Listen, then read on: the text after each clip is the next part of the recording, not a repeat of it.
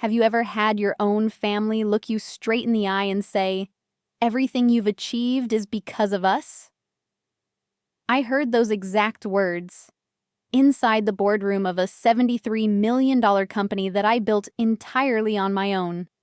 Not as congratulations, not as pride, but as a demand for money, disguised by the word family. In that moment, I realized a painful truth. Some people don't care how much you suffered to get where you are. They only show up once you're standing at the top, to claim their share. The story I'm about to tell isn't just about money or an absurd lawsuit. It's about silence that destroys you, about boundaries being trampled, and about the price you pay when you dare to say, "I don't owe anyone." If you've ever been taken advantage of by your own family, leave a comment. I want you to know this: you are not alone. I once thought I was used to being overlooked. I was used to being left out of family photos, used to phone calls that never came, used to every achievement of mine, no matter how big, being met with nothing more than a flat, dismissive, "Yeah, that's good." But that day, they didn't just overlook me anymore. They walked straight into my company as if it were their property. The conference room on the 17th floor of Glenpire Health had always been the place where I felt safest. Floor-to-ceiling glass walls overlooking gray, rain-soaked Portland, a long, polished wooden table, and one wall lined with my earliest patents, trophies I had earned with blood, sleepless nights, and countless instant noodle meals in the lab. I sat at the head of the table. To my right was my lawyer, Theodore. The kind of man who could make a room feel serious just by sitting still. 56 years old, streaks of gray in his hair, his voice always even, cold as a scalpel. I had called Theodore in because of an urgent email from my assistant. "Your family members are here. They say it's extremely important and involves legal matters." I assumed, at worst, they needed money. Or Vanessa had caused another mess and needed my signature on something. I had already prepared a polite refusal, even braced myself for the usual sermon about how family comes first. But I had underestimated the depth of their audacity. The glass door opened. My mother walked in first. Patricia. Perfectly curled hair, a beige blazer, the familiar perfume that used to make me feel suffocated as a child. My father, Gerald, followed close behind, arms crossed like a judge about to read a verdict. And Vanessa, my sister, the woman who could turn any moment into her personal stage, holding her phone up from the very first second. She was recording. I saw the reflection of light on the screen. I saw the lens pointed directly at me. And in that instant, I understood. This was not a conversation. This was an execution. Patricia didn't bother with greetings. No, "How are you?" No, "It's been a while, Sharon." No. She stood in the middle of the room as if it had been built with her money and said flatly, "What have you built without us?" Her voice echoed through the glass room like a slap, not to my face, but to my entire life. I looked at her, at the wrinkles hidden beneath expensive makeup, at the certainty in her eyes. This was a line she had practiced many times in front of a mirror. Gerald nodded in agreement, his voice deep and resolute. "We stood by you. We supported you emotionally throughout your journey. Without family, you are nothing." Vanessa let out a soft laugh, as if she had just heard a perfectly delivered line, and slowly adjusted the camera to capture my reaction. "That's right, Sharon," she said sweetly, her eyes sharp as needles. "This is the truth. Don't act." I wasn't acting.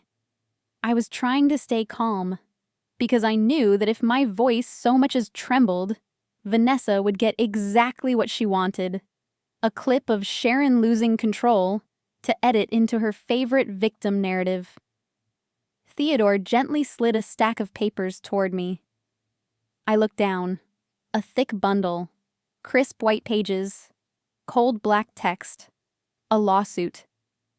Theodore's voice remained calm, as if he were reading a financial report. "They're suing you. Sharon." I flipped to the first page. The words hit me like a cruel joke. A claim for $24 million for emotional damages and the mental and emotional labor the family provided in support of the defendant's journey to success. I looked up. I couldn't believe it. I truly couldn't. I laughed. A short, dry, sharp laugh. "24 million?" I asked, my voice so calm it frightened even me. "Where did you get that number?" Patricia immediately leaned forward, as if she had been waiting for this. "We deserve it. Do you think we didn't suffer? Do you think it wasn't painful watching you struggle? We carried all that worry. We did the emotional labor." Vanessa cut in, pushing her phone closer to my face. "Did you hear that? Mom said we did emotional labor. Don't deny it, Sharon. You even texted Mom, 'Thank you.'" I knew exactly which message she meant. One single message. A moment of weakness years ago, when I landed my first major contract, I foolishly texted my mother, "I did it," like a child still hoping for an embrace. She replied, "Good job, sweetie," with 3 heart emojis. 3 hearts that they had now turned into evidence of emotional nurturing. Gerald tapped the table lightly. "Don't pretend you forgot. You're alive today because we raised you, fed you, put a roof over your head. You owe us." I looked at that man. The man who once told me I wasn't smart enough for science. The man who laughed when I asked to borrow $5,000 to legally register my company. The man who didn't show up to my college graduation. And now he stood in the conference room where my patents hung on the wall and said, "You owe us." I felt the heat rise in my blood, but I stayed seated. Biotech taught me one thing well. When someone tries to drag you into emotion, you get colder. I looked directly at Vanessa. "What exactly are you filming?" I asked. She shrugged, smiling like an angel. "You're famous. A $73 million company. This is a truth moment. It deserves to be documented." That line was the second slap. So this was it. They hadn't come to see me. Not out of pride. Not to apologize. They came for the price tag on my forehead. $73 million. I placed my hand on the lawsuit papers. The pages were cold and smooth, yet it felt as though they were burning my palm. Theodore spoke again. His voice steady. "These claims have no legal foundation. Emotional support is not a quantifiable business contribution. We will file a motion to dismiss." Patricia's eyes widened. "And who are you to say that? I'm her mother." Theodore didn't flinch. "You may be her mother, but courts don't pay for titles." Vanessa tilted her head, honeyed words dripping from her lips. "Sharon, are you really going to abandon your family? Are you going to turn yourself into an ungrateful daughter in the public eye?" I looked into her eyes. There was no affection there, no warmth, only one thing: hunger. A hunger to take a share. A hunger to stand in my light and warm herself with it, to fill her own emptiness. I turned to my parents. "You say you stood by me," I said slowly. "Do you remember my 27th birthday?" Patricia blinked. Gerald frowned. Silence. I continued. "When I was hospitalized with pneumonia 3 years ago, who came? When I called for help at the start of my company, Who picked up the phone? Vanessa scoffed, trying to salvage the moment. Oh, come on! Those are little things. Why dig them up? We're talking about the present. Yes, the present. The present was me sitting here, in my own company, finally seeing clearly. They hadn't come to reconcile. They came to settle accounts. Patricia straightened as if delivering a sentence. We'll see each other in court, and you'll learn this. Family cannot be betrayed. Then they turned their backs. Vanessa kept filming, hoping to capture my collapse. But I didn't collapse. I watched them walk past the reception desk, past the glass cases displaying my patents, past the framed articles calling me a self-made female CEO.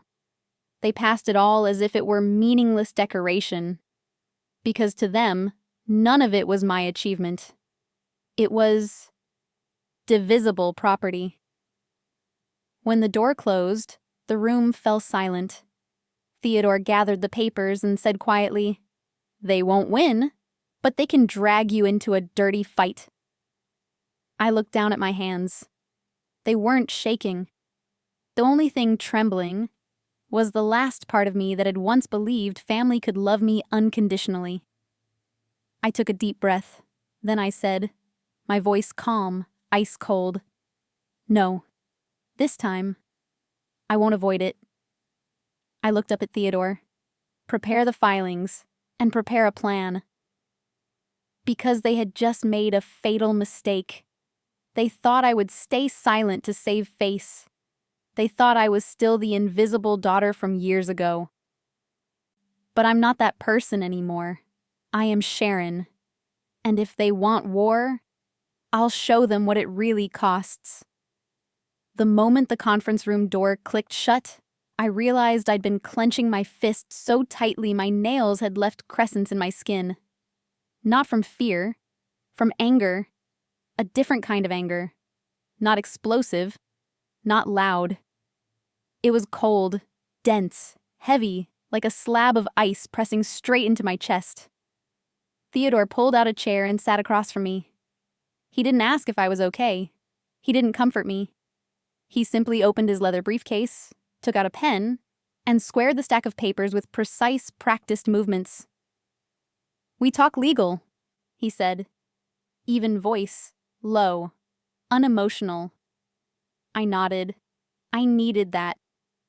If I let the feelings rise, I'd turn back into the 27-year-old girl, sitting alone in a studio apartment, waiting for a call that never came.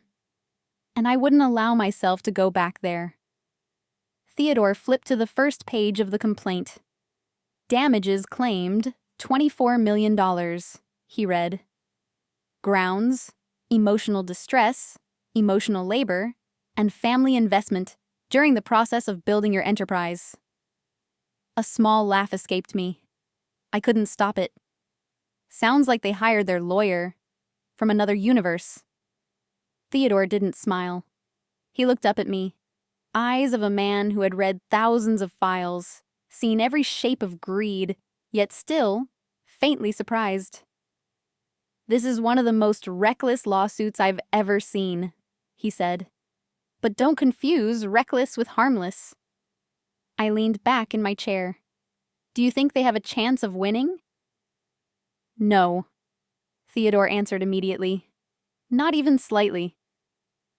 A pause, then he continued, slow and clinical, like a doctor explaining a diagnosis. "But they can make you lose time, lose money, and lose credibility, at least temporarily. They're counting on you choosing the quiet path." I looked out through the glass. The city kept moving as if nothing had happened. Cars, pedestrians, lives untouched by the fact that my family had just declared I owed them. "Quiet," I repeated. "Yes," Theodore said. "They think you'll settle? Pay a small amount, sign an NDA. End it." I turned back to him. "Is that what you're suggesting?" Theodore hesitated. Just a beat. Tiny. But I saw it. "Strategically," he said, is the least damaging route in the short term. I smiled. This time not dry, not mocking. You know what's funny, Theodore? I asked. My whole life I've taken the least damaging route. Least troublesome. Least upsetting to others. Least demanding. I inhaled slowly. And the result is that today they stood in my boardroom, filmed me, and demanded $24 million. Theodore watched me for a long moment. Then he gave a slight nod. So subtle most people would have missed it. Then we need to be clear about one thing, he said. If you don't settle, this becomes public. The press may get involved. Partners will ask questions. The board will watch closely. I didn't hesitate. I know. And you're ready? He asked. I thought of my mother, Patricia, who said we always believed in you, while she couldn't remember my birthday. I thought of Gerald, who laughed when I asked for $5,000 to register my company legally. I thought of Vanessa, holding her phone up like I was prey. I'm not just ready, I said. I've been waiting for them to do this. Theodore lifted an eyebrow. You were waiting? Yes, I said, because I knew, sooner or later, once my success was big enough, they'd come back. Not to love me, to harvest. Theodore leaned back, arms folding. His gaze shifted, no longer the lawyer calculating risk, but someone measuring how much steel I actually had. All right, he said, then we don't settle. Something strange ran along my spine. Not fear, not excitement, relief. So what do we do? I asked. Theodore organized the papers again, every motion exact, as if it were a ritual. We file to dismiss, and at the same time, we prepare for war. What kind of war? A war of truth, he said. They're claiming they supported you. Then we force them to prove it. He pulled out a blank sheet and wrote quickly in bullet points. Call logs, emails, texts, presence at key milestones, financial proof. Witnesses' discovery, he said. The evidence-gathering process. And I promise you, they'll hate every minute of it. I stared at the bullet points. Each line was an absence in my life. Do you think they understand that? I asked. Theodore shook his head. No. They think family is a vague concept. No proof required. They're used to living in the gray. Courtrooms don't operate in gray. I laughed. This time, a real laugh. So they're about to step into a place where tears and titles won't work. Exactly. A moment later, Theodore stood. I'll file the motion to dismiss within 48 hours. Prepare yourself. They'll react violently. I'm used to it, I said. He paused at the door, then looked back at me. Sharon, he said, you understand this? Isn't purely legal anymore, right? I nodded. This is about them not accepting that I don't need them. Theodore nodded slowly. Then they chose the wrong opponent. After he left, I stayed alone in the conference room. I looked up at the wall where my first patent hung, the device I invented in a cheap rented lab, when I slept on a folding bed and lived on instant noodles. No one in my family ever stepped into that room. No one ever asked how I survived. No one ever said, you did so well. And now? They wanted money. I took out my phone. One unread message from Vanessa, sent 10 minutes ago. Think carefully, Sharon. Dragging family to court is embarrassing. I stared at the words, then deleted them. No reply. Because this time, I wasn't afraid of embarrassment anymore. They slapped me in the boardroom. But they don't know that. That slap woke me up completely. And when I woke up, I was no longer the invisible daughter I used to be. Some wounds don't bleed, but they grow up with you. When Theodore mentioned evidence, I immediately understood what would be exposed. Not contracts, not bank accounts, but absences. gaps so long they eventually became routine. My childhood had no shouting, no violence. It was worse than that. It was quietly neglected. Our house was always full of people, parties, relatives, my parents' friends. Yet I always felt as if I were standing behind thick glass, seeing everything, hearing everything, while no one ever saw me. Vanessa was the center of every room. She was 2 years older than me. Beautiful, charismatic. She knew when to smile, how to make adults feel comfortable. Every family dinner revolved around Vanessa, what she wore that day, who was interested in her, her weekend plans. And me? Sharon's reading. Sharon's always in her room. What does Sharon even have to talk about? I remember one evening when I was 15. I had just been accepted into a summer program for gifted biology students at the state university. I held the letter in my hands, my heart pounding. I must have read it at least 10 times. I handed it to my father. Gerald glanced at it, just a glance. "Oh," he said, eyes still on the newspaper. "That's good." Then he folded the paper. Vanessa got invited to prom by the quarterback. That was the end of the conversation. My letter lay on the table, never warmed by an adult's hands. I learned a lesson very early. Don't expect. When Vanessa graduated high school with a 3.2 GPA, my parents threw a huge party. 200 guests, balloons, a 3-tier cake, a speech about the pride of the family. When I graduated with a 4.0 and a full scholarship, we went to dinner at a chain restaurant. My mother ordered quickly, as if afraid of missing a TV show. Throughout the meal, they talked about Vanessa's new boyfriend.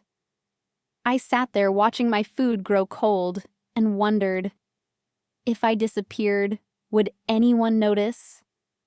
The answer came sooner than I expected. College graduation day. I stood in line in my cap and gown, holding the department's highest academic honor. I scanned the audience for my parents. They weren't there. After the ceremony, I called my mother. "Oh," she said, rushed. "Your father and I had to help Vanessa move. You know, her things are more important." More important. I remember standing on the lawn, surrounded by laughter, camera flashes, parents hugging their children. I stood alone, gripping my diploma so tightly the edges bent. No one asked if I was sad. No one thought I needed to be celebrated. I learned how to celebrate in silence. When I was hospitalized with pneumonia, nearly didn't make it, I didn't call my family. I called a coworker.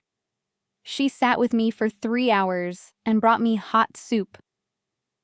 3 years later, when my mother stood in court and said, "We were always there for her," I remembered that moment, and I understood. Their memories had been rewritten to serve their present greed.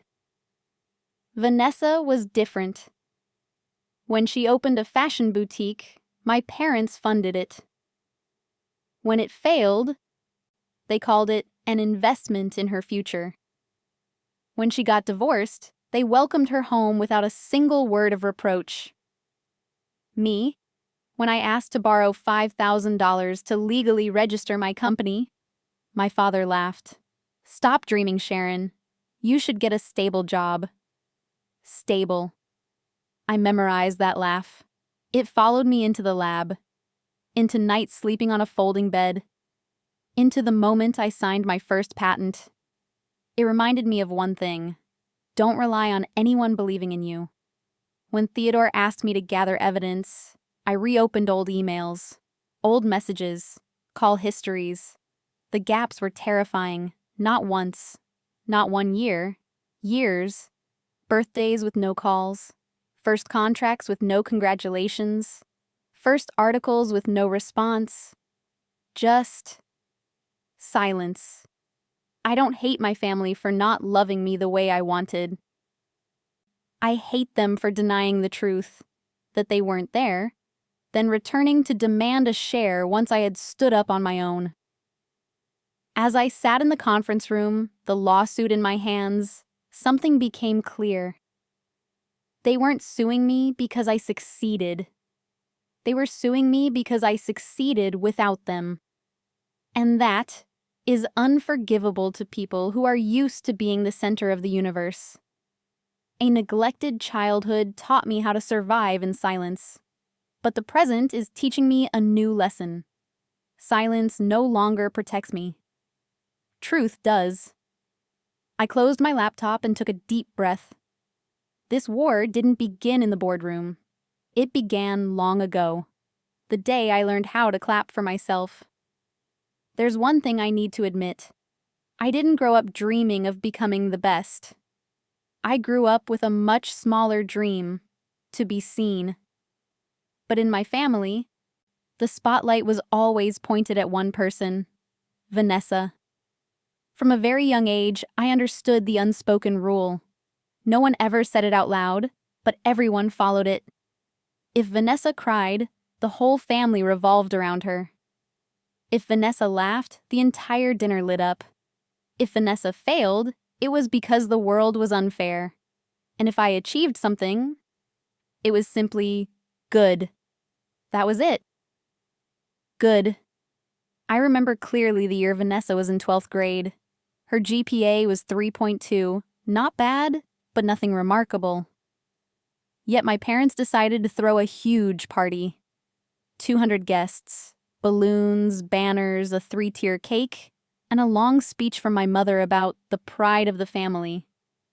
I stood at the edge of that party, helping clear glasses and pour drinks, listening to relatives congratulate Vanessa for overcoming so many hardships.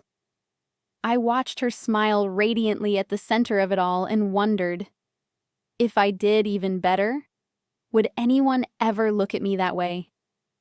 2 years later, it was my turn to graduate. 4.0 GPA. A full scholarship to the state university.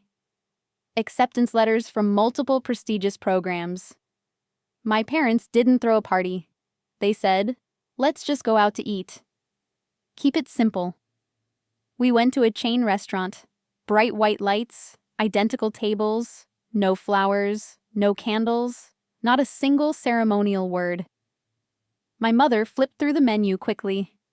My father stared at his phone, and within 10 minutes, the conversation shifted. Vanessa says her boyfriend is taking her to meet his family next week. I sat there, listened, nodded. As always, no one asked what major I had chosen. No one asked about my plans for the future.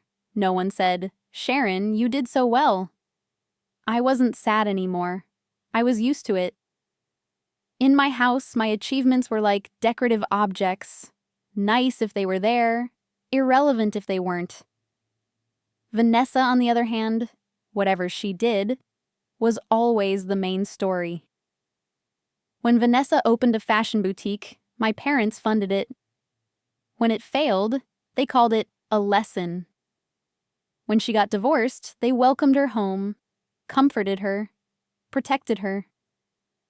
When I worked part-time in university labs, did summer research, won departmental awards, they didn't come, didn't ask, didn't care. Once, rarely, I brought home a scientific paper with my name listed as an author. I placed it on the dining table, directly in front of my father. Gerald skimmed it, then set it down. You should think about making money, he said. This kind of thing doesn't feed anyone. I nodded. I always nodded. Not because I agreed, but because I had learned that my reaction changed nothing.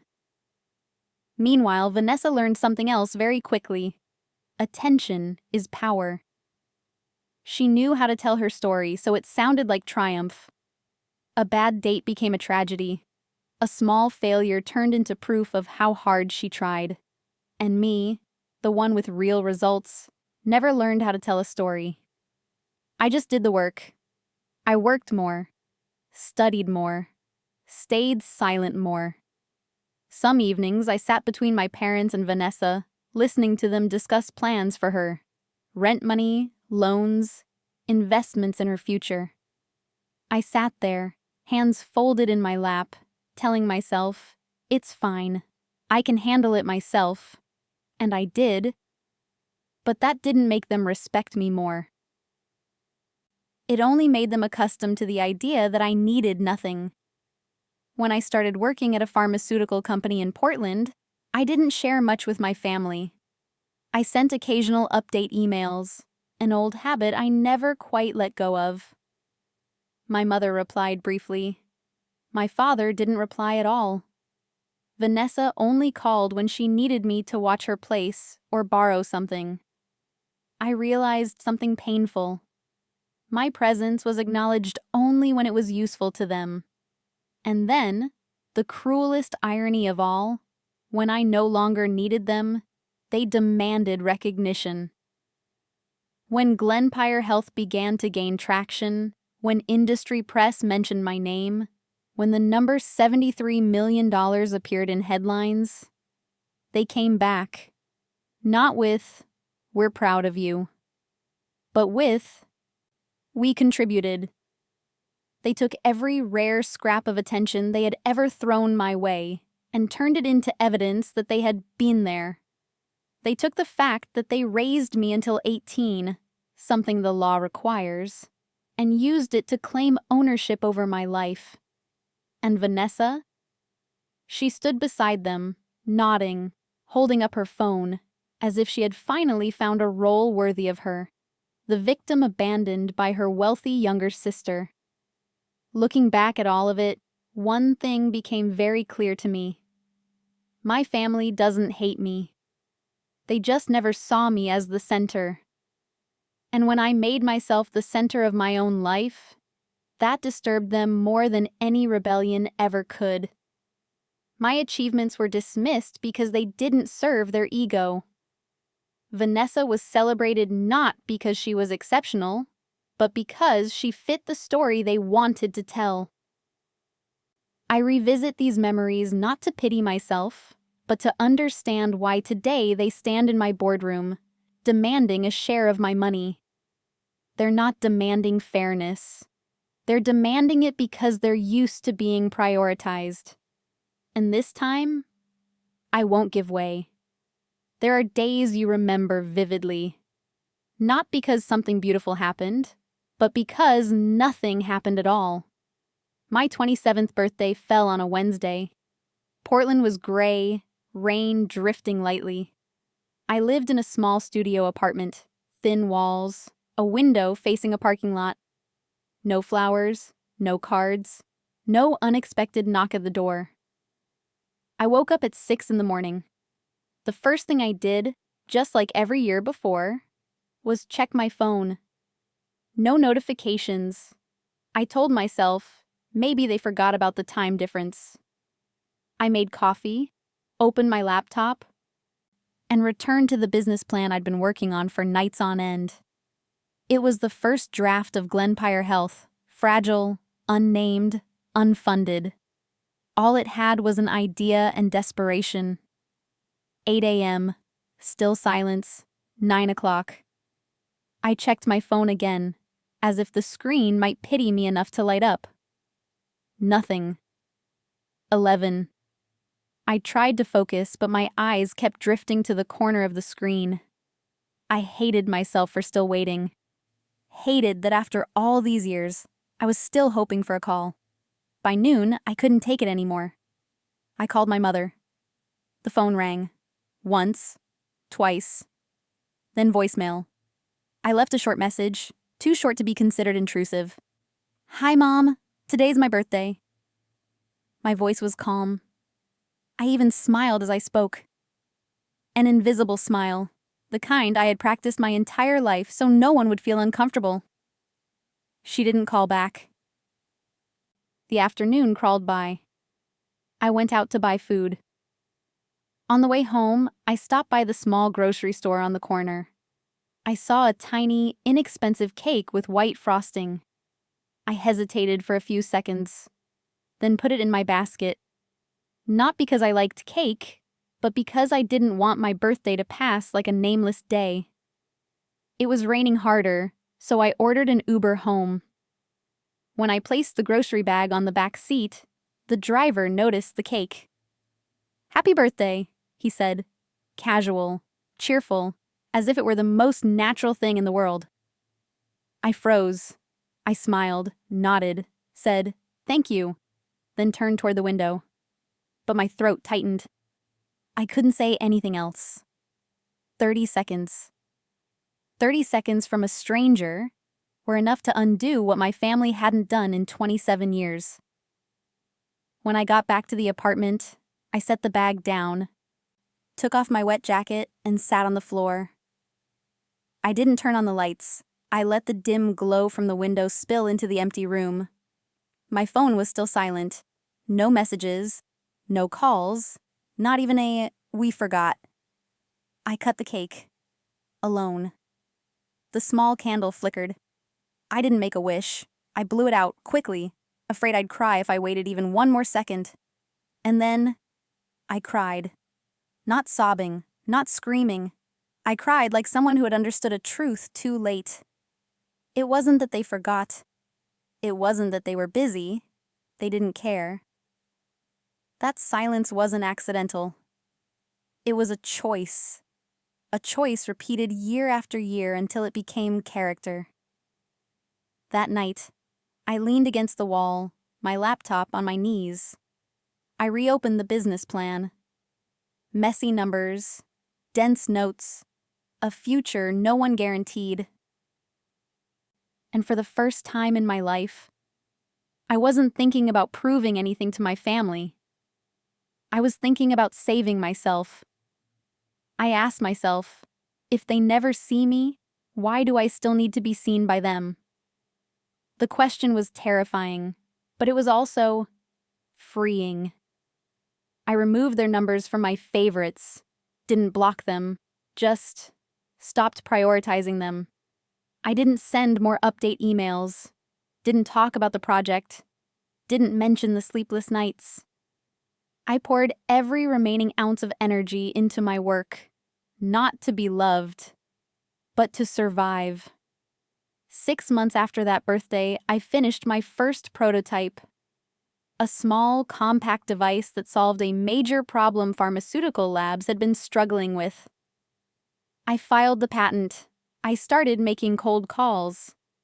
My family knew nothing, and strangely, I felt lighter.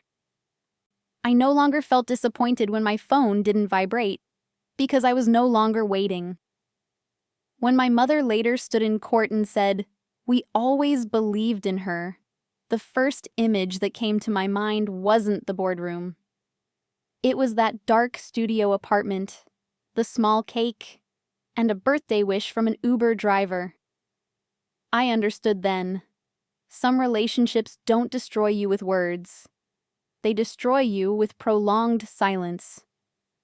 My 27th birthday wasn't just a sad day. It was the funeral of my last illusion, that if I tried hard enough, my family would love me the right way. That night, I buried that illusion, and from its ashes, another version of me stood up. No more asking for permission, no more waiting, no more explaining. Just one clear objective: build a life where their silence no longer has power. No one starts a company because it's fun. At least, I didn't. I didn't start Glenpire Health from some grand vision. I started it from something far more ordinary: desperation. After my 27th birthday, I had nothing left to lose. No family support, no savings, no network, no plan B. There was only one option left: go all the way or disappear. I filed the incorporation paperwork on a cold, rainy morning. My hands shook, not from fear, but because I knew this moment meant that if I failed, no one would be there to pull me back up. I needed money. I called my father. "Can you lend me $5,000? I'll pay you back." I need it to register the company legally." He laughed. Not a warm laugh. The kind of laugh you give when you think someone is being ridiculous. "You should get a proper job, Sharon," he said. Stop dreaming. The call ended in 90 seconds. That night, I opened 2 credit cards. I knew I was pushing myself to the edge, but I also knew this: no one else was going to take the risk for me. I rented a tiny lab space in an old industrial park on the outskirts of Portland. Peeling walls, flickering fluorescent lights, the smell of metal and old chemicals clinging to my clothes. That was where I put everything I had. I worked 18 hours a day, not to push myself, but to leave no time to fall apart. Morning, design the device. Midday, read research papers. Afternoon, testing. Evening, rewrite, debug, test again. Night, sleep on a folding bed pressed against the wall. I lived on instant noodles, peanut butter sandwiches, cheap coffee. Some days I didn't speak to anyone but myself. I didn't post on social media. Didn't share progress. Didn't send updates to my family. Because I had learned one thing. When you tell people who don't care, you only make yourself smaller. There were nights, 3 in the morning, when I stood alone in the lab, staring at a prototype that had failed for the 15th time, asking myself, what the hell am I doing? I was so exhausted my hands shook, my eyes burned, my mind went blank. I thought about quitting, many times. But every time the image of my 27th birthday came back to me. The small cake, the lone candle, the cold silence. And I told myself, if I quit, then that silence was right. I refused to let that happen. 3 months passed. No revenue, no customers, no recognition. I was rejected constantly when I made cold calls. People heard the company name and asked, "How many years of experience do you have? Who's backing you?" No one. Phones hung up.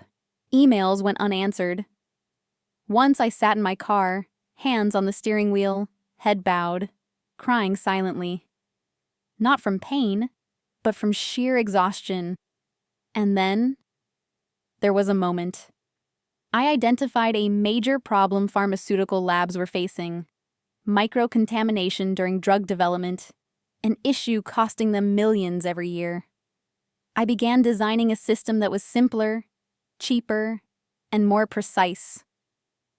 The first time the prototype worked, not perfectly, but enough that I collapsed onto the floor and laughed like a madwoman. I filed for a patent. I refined it. I tested again. 6 months after that birthday, I had something I'd never had before. Proof that I wasn't crazy. I brought the device to a pharmaceutical company in Denver. They agreed to a 3-month trial. No promises. Those 3 months were the longest of my life. When the results came back, contamination dropped by 40%. 40%.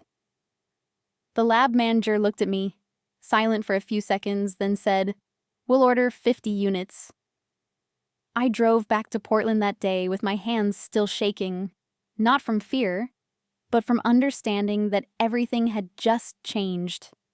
From invisible. From a forgotten daughter. From a woman no one believed in. I had become someone who could prove her own worth. My family still knew nothing, and this time, I didn't feel the need to tell them. I hired my first employee, then the second, then the third. Revenue grew. The client list expanded. No one stood behind me. No one applauded. No one said, "We're proud of you." But I didn't need it anymore, because I had learned how to stand steady in silence. Starting a company out of desperation isn't glamorous. It doesn't come with motivational speeches. It only comes with very long days, very cold nights, and a resolve that cannot afford to collapse. And in that period, I learned something that will stay with me for life. Not everyone needs a family to succeed, but everyone needs the courage to walk forward when no one is behind them. There is a moment in life when you understand something with absolute clarity. From here on, there is no way back. For me, that moment didn't arrive with applause. There were no fireworks. No one stood beside me to pull me into an embrace. It came on an ordinary morning, in a small laboratory in Denver, with a printed report on white paper. The 3-month trial had ended. The lab manager placed the stack of documents in front of me. He didn't smile. No expression at all. I was used to that indifference. I was used to bracing myself for failure. "You can review the results," he said. I flipped the first page, then the second, then the third. The metrics dropped sharply. The charts sloped downward like a long slide. Microcontamination, the problem that had plagued them for years, had been reduced by over 40%. I read it again. Twice. 3 times.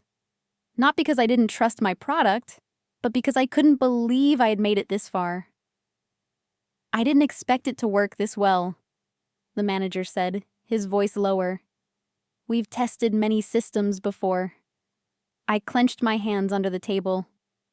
Not to celebrate, but to keep myself from crying. "We'd like to order 50 units, he continued. "If deployment is stable, we'll expand." 50 units. Not a promise, not encouragement, a real contract. I signed the memorandum with a borrowed pen. My signature was slightly crooked. My hand was shaking. For the first time in my life, I signed something that could change my fate. When I walked out of the building that day, I stood still in the parking lot for a long time. It was cold. The wind cut through my coat, but I felt nothing except one truth hitting me square in the chest. I am no longer a poor dreamer. I drove 6 hours back to Portland. No music, no phone calls. I let my mind go empty, as if thinking too much might make everything disappear. When I reached the lab, I turned on the lights, sat down on the old plastic chair, and looked around the small room that had witnessed every one of my failures. And I whispered, only for myself to hear, "We did it." No one answered, but I no longer felt alone. The first contract triggered everything else. Fast and intense. The Denver company introduced me to 3 other partners. Word spread through a small but unforgiving professional circle. A young woman with an unusually effective contamination control system. My phone started ringing. Emails no longer went unanswered. I hired my first full-time employee. Then the second. I moved into a larger space. I printed business cards. For the first time in my life, my name appeared next to the word founder. I worked even harder than before, but this time, every hour mattered. Each night, exhausted, I looked at the planning board on the wall, numbers that were no longer dreams, but real cash flow. I began receiving invitations to speak at small conferences. People asked me, "Who mentors you? Your family must be so proud." I just smiled. I had learned that not every truth needs to be spoken. And then, the thing I knew would happen eventually, did. One afternoon, while I was in a meeting with the engineering team, my phone vibrated. A familiar number I hadn't seen in years. My mother. I stared at the screen for a few seconds, then let it ring, then silenced it. 10 minutes later, a message arrived. "I heard you're doing very well. I'm proud of you." I read it. I didn't feel happy. I wasn't angry. I just felt late. Proud. After the contracts. After the patents. After the money. Not when I slept on a folding bed in the lab. Not when I called asking for $5,000 and was laughed at. Not when I blew out birthday candles alone. I didn't reply. Because I understood success made me visible, but it didn't change the truth. That first contract didn't just save my company. It severed the last thread tying me to the need for recognition. From that moment on, I stopped building to prove anything. I build because I know I can. Success has an ugly side no one warns you about. It makes the people who once ignored you suddenly remember your phone number. After the first contract, Glenpire Health was no longer a fragile idea. We had clients, revenue, a name, within a very small but brutally selective biotech community. And right on cue, my family began to remember me. The first call came late one evening. I had just left the lab, my mind thick and heavy after 14 straight hours of work. The caller ID showed my father's number. I stood beside my car, watching the screen light up. My heart didn't race. It just sank. I answered. "Sharon," he said, his voice oddly familiar, as if we'd spoken just yesterday. "You've been busy lately?" The question nearly made me laugh. 2 years. 2 years without a single call. Not one message asking if I was even alive. And now, busy lately? "Yes," I replied flatly. He paused, then continued. "I heard your company is doing quite well?" I understood immediately. He didn't need to finish the sentence. I knew this tone too well. The tone of someone testing what they might be able to take. "It's fine," I said. "Oh, that's great." He chuckled softly. "Our family always believed in you." I gripped the phone. Always believed? I remembered clearly the laugh when I asked to borrow $5,000, the dismissive shake of his head, the words "stop dreaming." But I didn't bring it up. I simply said, "I'm busy. If there's nothing important, I need to go." He hurried. "Well, actually..." And then, as if following a well-rehearsed script, the real reason surfaced. Vanessa needed a co-signer for a new loan. Just temporary. Just family helping family. I closed my eyes. Not one question about my health. Not a single apology for the years of silence. No curiosity about who I had become. Only money. "No," I said. One word. Clear. The line went still. "What did you say?" I said no. His tone shifted instantly. No warmth. No familiarity. "You're successful now. You should remember your family." I took a breath. Family doesn't only show up when there's something to gain. I hung up. 2 days later, my mother called. Her voice was softer, laden with practiced concern. "I just wanted to check on you." I listened in silence. I let her speak. And exactly as I expected, less than 3 minutes in, the conversation turned. "Vanessa is having a hard time. I know you're busy, but maybe you could help a little. Not are you okay? Not are you tired? Not where did we go wrong? Only, what can you give?" This time I didn't argue. I didn't explain. I simply said, "I'm not obligated." Silence stretched on the line. Then my mother's voice hardened. "You've changed, Sharon." I replied slowly, "No. I just stopped allowing people to take advantage of me." The call ended heavy and unresolved. But that wasn't the worst of it. A week later, Vanessa texted me. For the first time in years. "Sis, I always knew you'd make it. I'm so proud of you." I stared at the words for a long time. Proud, now that money existed. Proud, now that my name was in the press. Proud, now that there was something to share. I didn't reply. 5 minutes later, another message arrived. "I'm reopening my business. Can you help me out a bit?" I put the phone down. And in that moment, A realization hit me so cold, it almost stunned me. My family doesn't miss me. They miss what I have. I wasn't angry. I wasn't even sad. I just saw clearly. From then on, I started saving every call, every message, not out of spite, but because survival instincts had sharpened.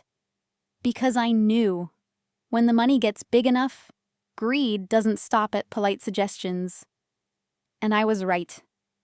Just a few months later, when the number $73 million began circulating in negotiations, my family stopped checking in altogether.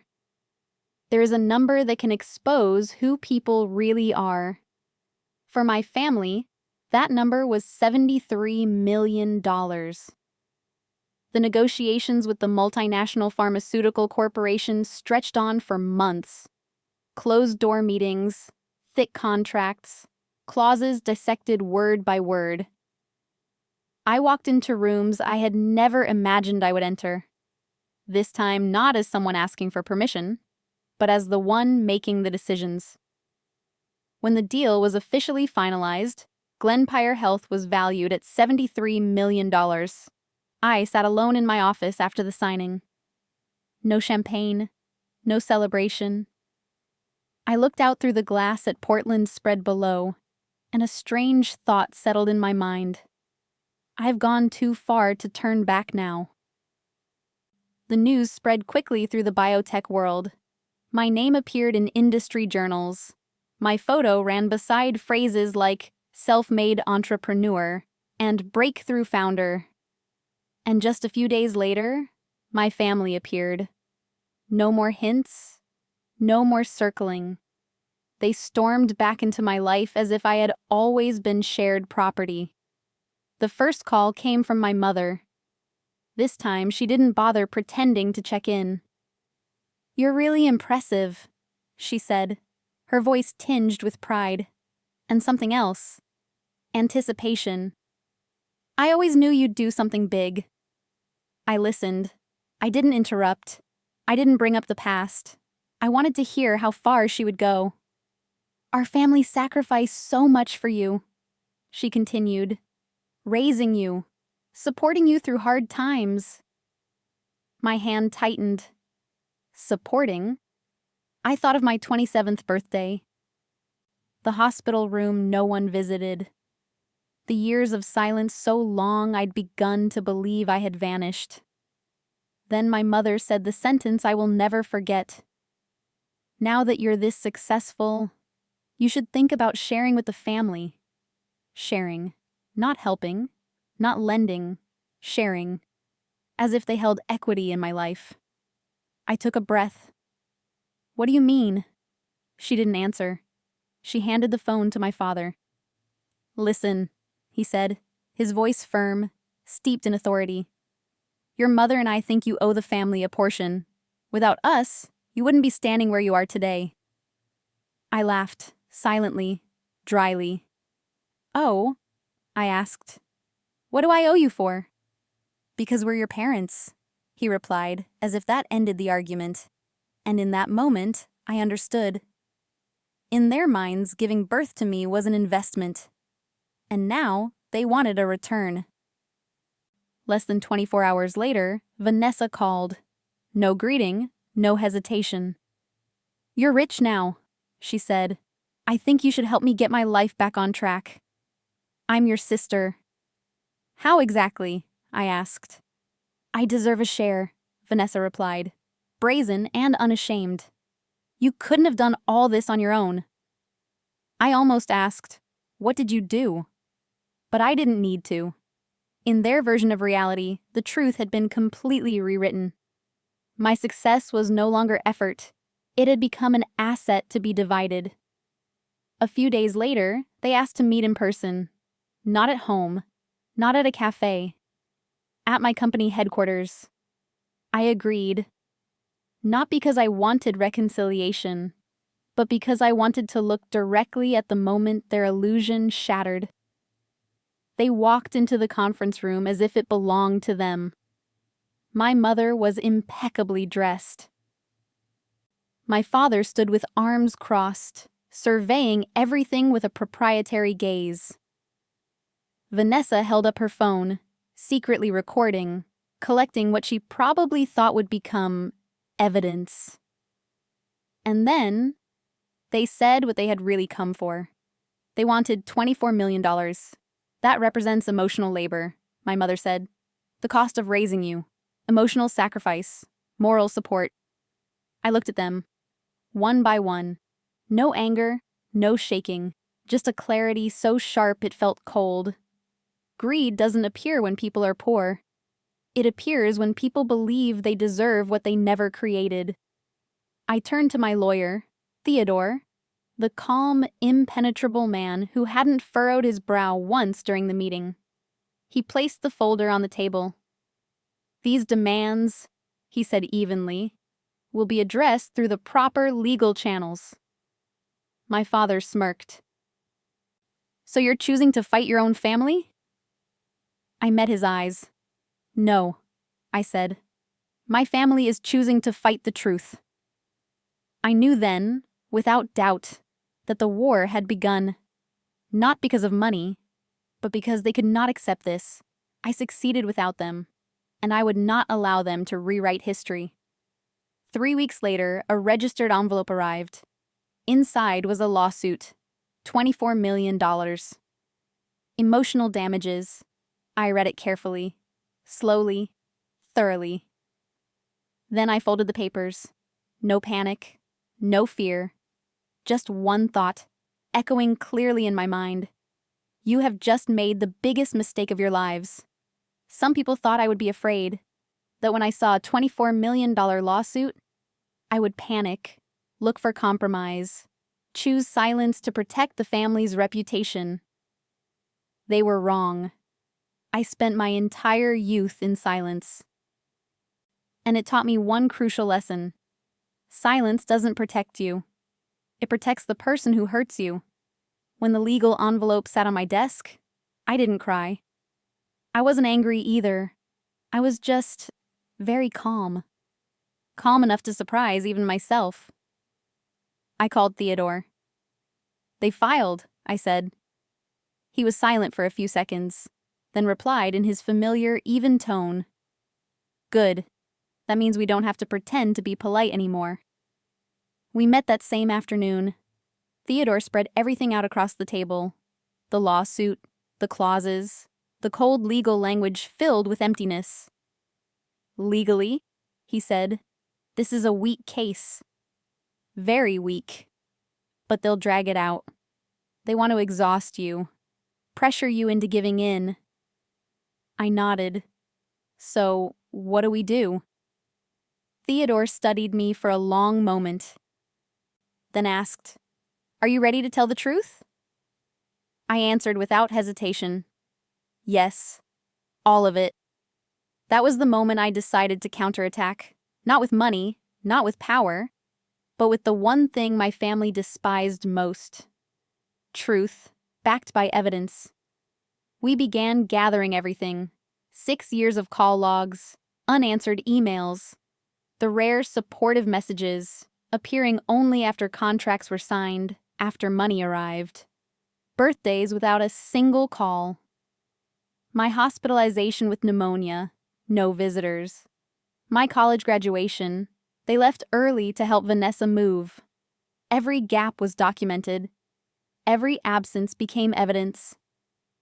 Theodore called it a digital graveyard, where lies are buried under cold data. But I didn't stop there. I knew that if I only defended myself in court, I would win. But they would still control the narrative outside. And I refused to allow that. I did something they never expected. I spoke to the press, not tabloids, not social media, business journals, reporters who covered startups and biotechnology. In my first interview, the journalist asked, Who supported you the most when you started? I looked straight at the camera and said, No one. The room went silent. I told them about my 27th birthday, the dark apartment, the small cake, the Uber driver. I didn't cry. I didn't accuse. I simply told exactly what happened. The article ran under the headline, "The Self-Made Founder, Building an Empire with No Family Behind Her." It spread fast, very fast, and I knew my family had read it. Because 3 days later, Vanessa called. I didn't answer. She left a voicemail, angry, shaking. "You're slandering the family. You're lying." "Who do you think you are?" I saved it. Theodore smiled when he listened. Thank her.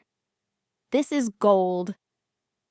The second interview appeared in an even larger publication. This time, the questions were sharper. Did your family contribute to the success of Glenpire Health? I answered slowly, clearly.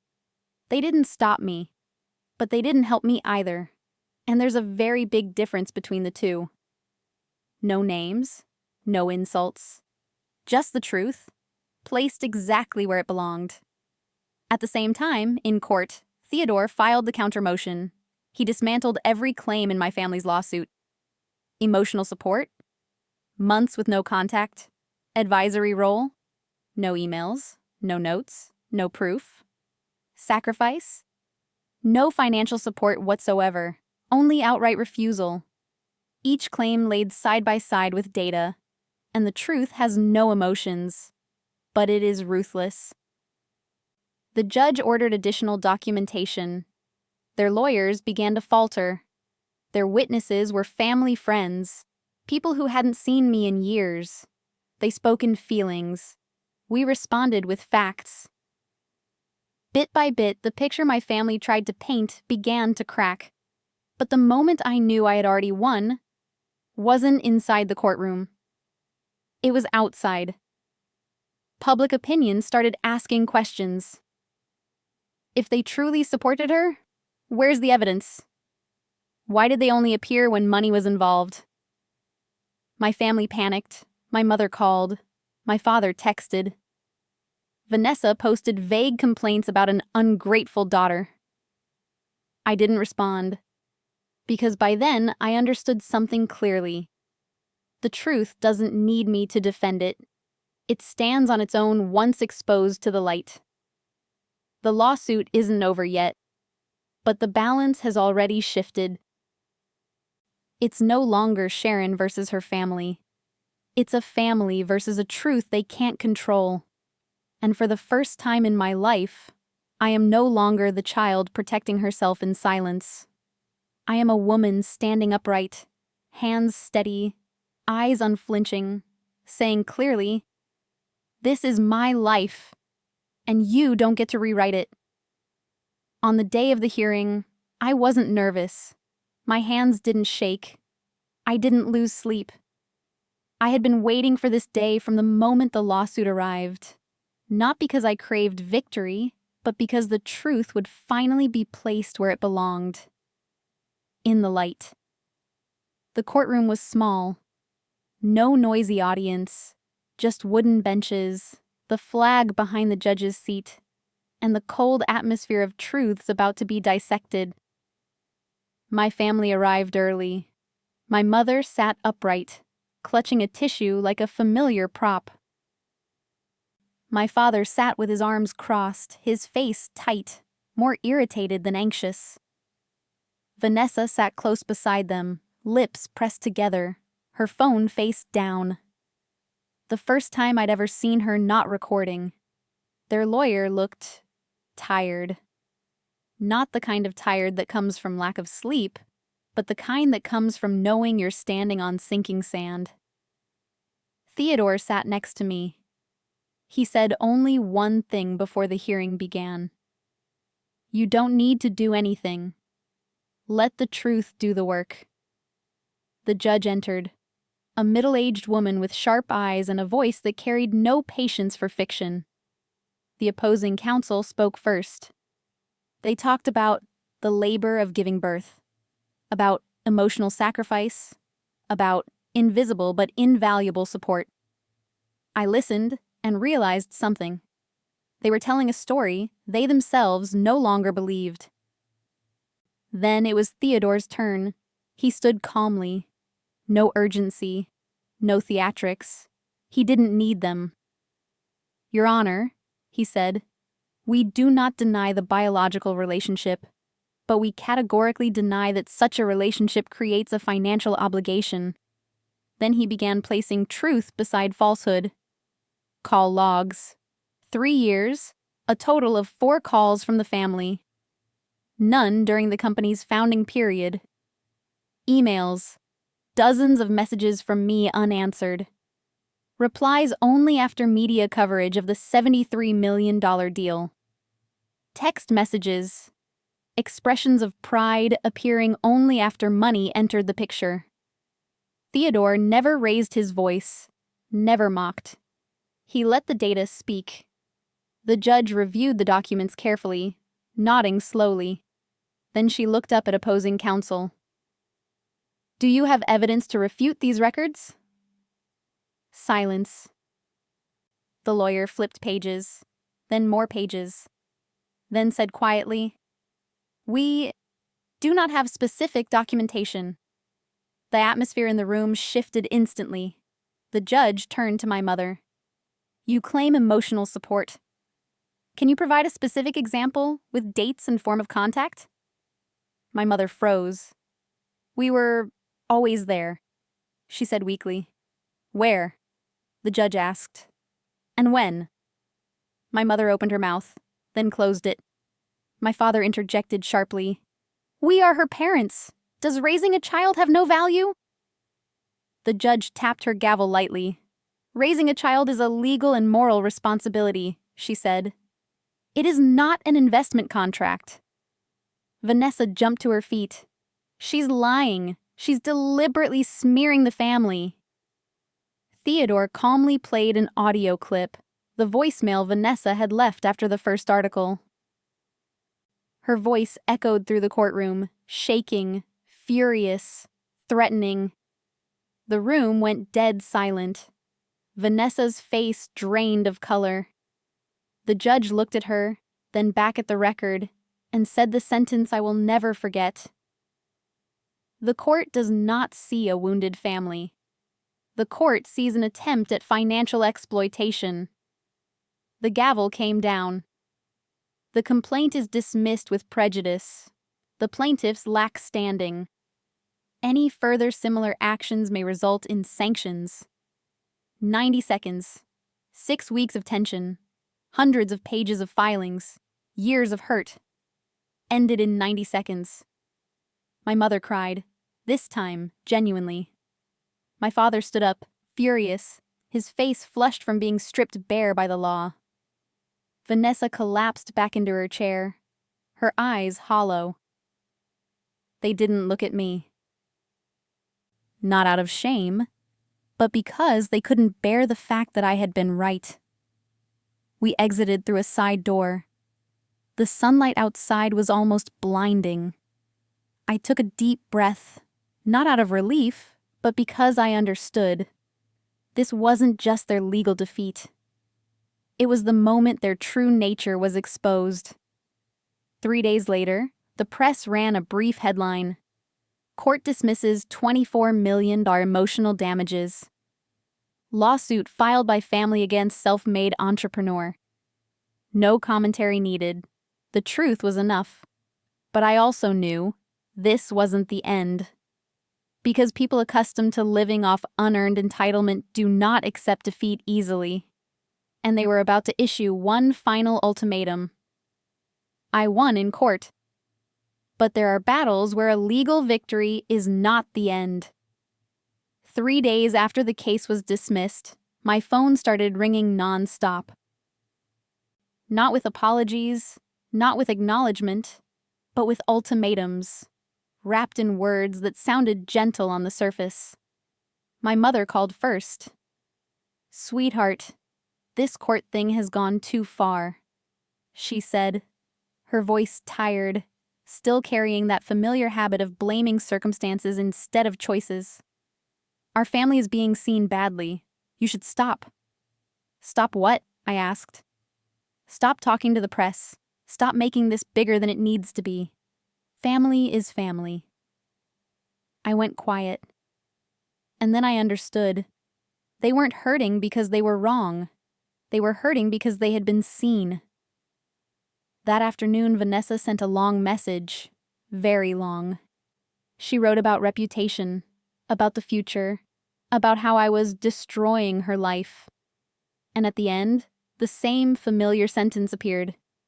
If you have any family feelings left, stay quiet. Quiet.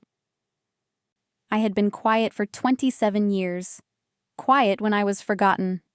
Quiet when I was dismissed. Quiet when I was used. And that silence was exactly what gave them the courage to sue me out of greed. I called Theodore.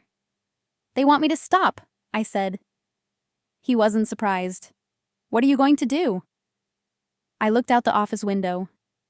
The city was there, calm, unaware of how many years I had made myself smaller so others could feel comfortable. "I'm not stopping," I said. "I'm ending it." I made everything public, not to take revenge, but to close a door that had been forced open by lies. One long piece, clear, factual, no excess emotion, no insults, no judgments, just timelines placed next to evidence. My 27th birthday, no calls. The $5,000 loan, denied and mocked. The early startup years, not a single check-in. Expressions of pride, only after money appeared. The $24 million lawsuit, dismissed for lack of merit. I ended with a single sentence. Family is not a claim of entitlement. Family is responsibility and presence. The piece spread quickly, not loudly, not provocatively, but undeniably. People didn't argue emotions, they compared facts. The reaction followed immediately. Old family friends went silent. Former witnesses withdrew. Their lawyer proposed a quiet settlement, legal fees paid, NDAs signed, let everything fade. I refused. "I don't need money," I said. "I need a permanent boundary." I issued a formal cease contact notice, brief, legally precise, emotionally neutral. All channels were blocked. Any violation would be documented. For the first time in my life, I didn't explain. I locked the door.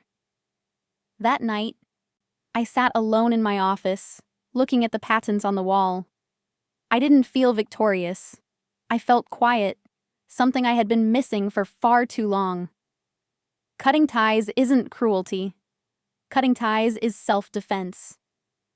A few weeks later, the narrative shifted. People talked about the technology, the team, what Glenpire Health was building. My story was no longer family lawsuit, but a company standing on real value. And in that moment, I knew. The final blow wasn't the courtroom. The final blow was when the truth was made public, and I walked away without looking back. I've done my part. What remains now is my life. If you're still here, still listening to me in these final moments, then perhaps somewhere in this story, you've seen yourself. Someone who tried hard enough, endured long enough, believed that if you just became a little better, a little quieter, a little stronger, you would finally be loved the right way. Today, I want to tell you something it took me many years to understand. You are not born to repay anyone's emotional debt. You are not wrong for saying no, and you are not cruel for choosing to protect yourself.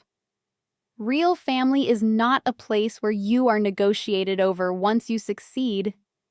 It is a place where you are respected, even when you have nothing. If you're walking a path similar to mine, remember this. Boundaries don't destroy relationships. They reveal the truth. If this story resonated with you, please subscribe, like, and leave a comment. I would truly like to hear your story.